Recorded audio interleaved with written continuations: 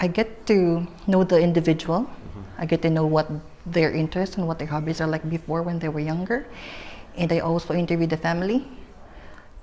And from those informations that I have gathered, that's when I start planning the activities suited for them. So it can be difficult at times because some of them have bad vision, bad hearing, and so you have to come up with something that, you know, would cater to their individual needs before you do a group activity.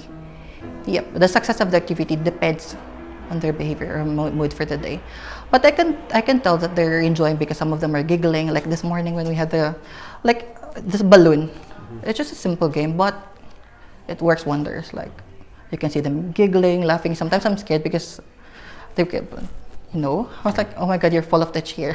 So it's scary, but it's fun. And I play music in the background. So also, you can tell that they know the song.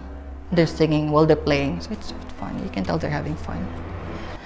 It's challenging, but I'm up for challenge.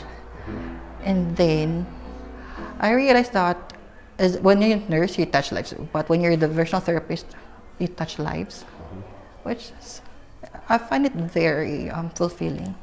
The whole notion of ageing in place, which was key to the health of older people strategy that came out, goodness, probably 15 years ago, was the rhetoric was that it was it was better for older people and older people preferred to remain in their own home.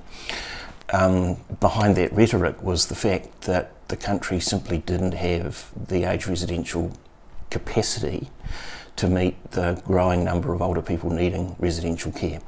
That was driven both by dementia, an increase in the incidence of dementia, but particularly by a rapid increase in the so-called old, the 85 plus, who make up 2/3 of the age residential care population, and who for the last 15 years have been growing at the rate of 5% per annum. So it's the fastest growing cohort of any age group, and they didn't have a plan B. So all of the emphasis has had to be put on what can we do to maintain older people in the community, and we're running at 95% capacity now, unless there is greater provision of beds in the longer term or some radical new model of care in the community. We are going to have a problem in a couple of years' time, absolutely.